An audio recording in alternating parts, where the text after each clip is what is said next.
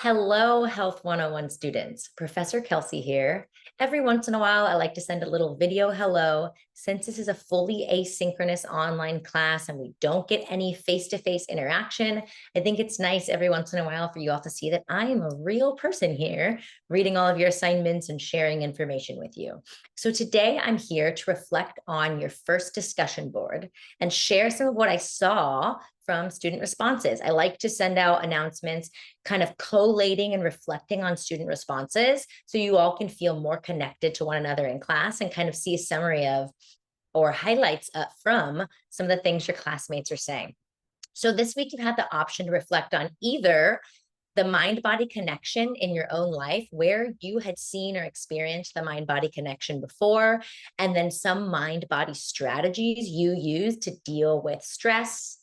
And the other option was to read a brief article on the decline in young adults' mental health that we've seen nationwide and in many other countries throughout the world in the past decade and a half, and to comment on why you think that decline might be happening, relating it to the socioecological model. So I saw some really great insights, shares, personal experiences, expressions, and I wanted to briefly summarize a little bit of what you all were saying.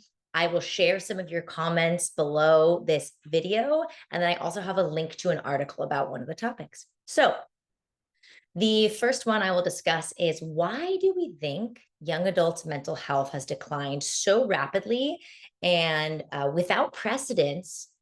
We haven't seen a decline quite like this that we've seen in the last decade and a half or so, since around 2010. And you all had some really interesting responses. So a couple of the things that you all wrote about were that you all have really busy lives right now, that the cost of living is quite high, especially in cities like San Diego.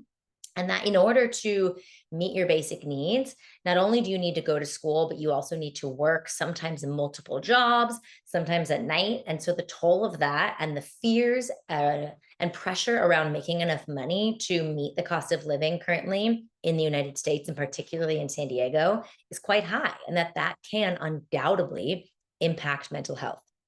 Many of you, I would venture to say most of you who responded to this question, cited smartphone use and social media apps as a major contributing factor to the decline in young adult mental health. And this is one of the prevailing theories. One of the articles the article I'm going to link to below is from Jonathan Haidt, who is actually, I think it's pronounced Jonathan Haidt, spelled Haidt, Jonathan Haidt, who is the author of, among other books, The Anxious Generation.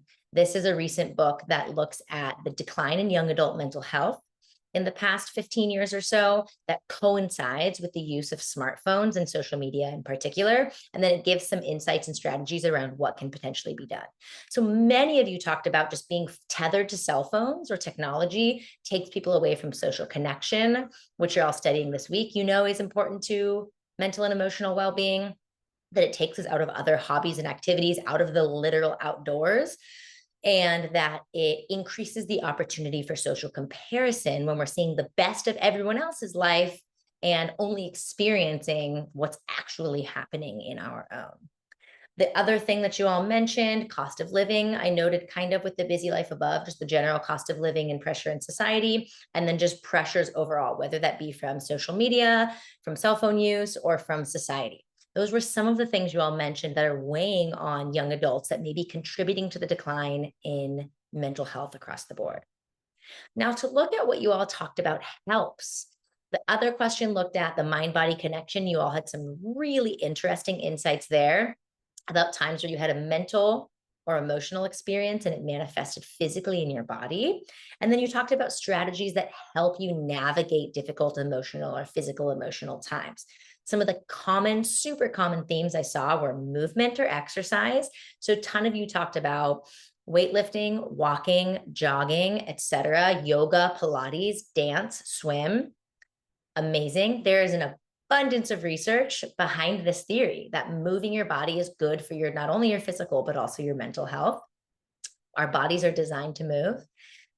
Many of you spoke about getting outside, about being in nature, being in the mountains, being near water, just being out in the light. Somebody talked about drinking their coffee outside first thing in the morning. Sounds awesome. Many of you talked about writing So, journaling or some form of written expression. And then a lot of you also talked about music being a helpful tool for dealing with difficult emotions. So, that is just a brief summary of some of the big themes I saw in your discussion board this week. Like I said, I'm going to highlight a few classmate shares below. I like to do that each week just to show some big themes for everyone to look at as a way for us all to connect throughout the week in the class. I hope this second week looking at social support and connection as well as sleep has been useful for you. Many of you identified sleep as one of the areas that you want to change to support your physical, mental, or emotional health and well-being in your wellness self-assessment. So hopefully you've gotten some useful tidbits and insights there. If you have any questions at any time, please feel free to reach out to me in the Canvas messaging app or via email. I'm happy to chat online, via Zoom, or in person if you're local to San Diego or at Mesa College. All right, take care. Bye bye.